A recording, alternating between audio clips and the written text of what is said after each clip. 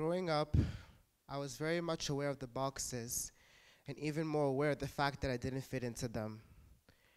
My mother further reinforced this when she took away the dolls I played with at age 9 out of fear, making sure to inform me that boys don't play with dolls.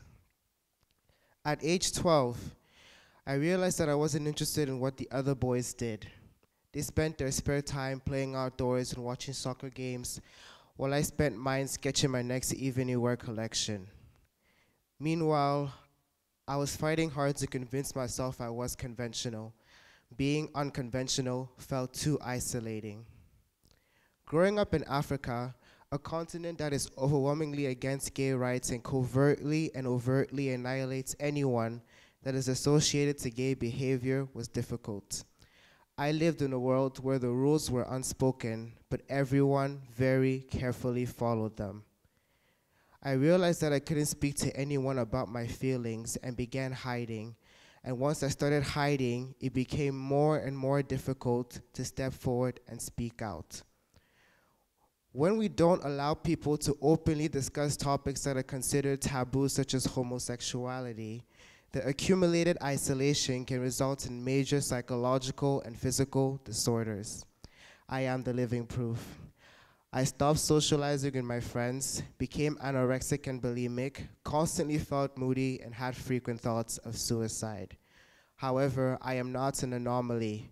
According to an article by Michael Hobbs on the epidemic of gay loneliness, gay people are 2 to 10 times more likely than straight people to take their own lives. We're more likely to have a major depressive episode, and 12 years is the length by which life expectancy is shortened for gay, lesbian, and bisexual people in highly anti-gay communities. These numbers aren't even tracked in Africa. The numbers, in my opinion, are probably significantly higher. Society doesn't create a space in which people are allowed to express themselves over topics that are considered unacceptable. We create these echo chamber societies, limiting ourselves to associate with people that only share the same views as us and don't challenge ourselves to understand and comprehend topics that are considered out of the ordinary. Rather, society makes the world for those of us who do not conform to its norms a living hell. Subjected to violence, insults, and rejection, we live our lives fearing that if we speak up about topics considered unacceptable, we will most likely lose our family, friends, jobs, or lives. When we don't allow people to openly discuss topics that are considered out of the ordinary,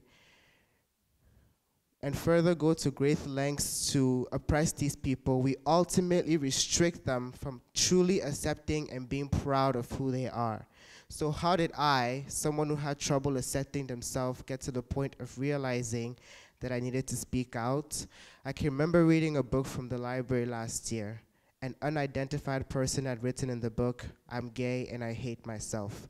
And those words made me upset. Ultimately because I understood and could relate to what they were going through, but mainly because they felt so isolated, and writing that comment in that book was their only way of relief from their pain. For the first time, I saw someone with the same struggles as me. I connected with someone through their words. I understand that this is not just a matter of the people in the LGBTQ community, but also the people who do not conform to societal norms.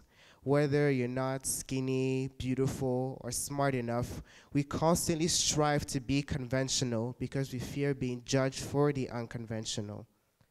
But if we approach people with the willingness to not judge because of a part of them that society considers out of the ordinary, we can limit the probability of people developing physical and psychological disorders due to isolation. So what does that look like? It's challenging yourself to interact with people you don't usually interact with. It's questioning instead of assuming. Thank you.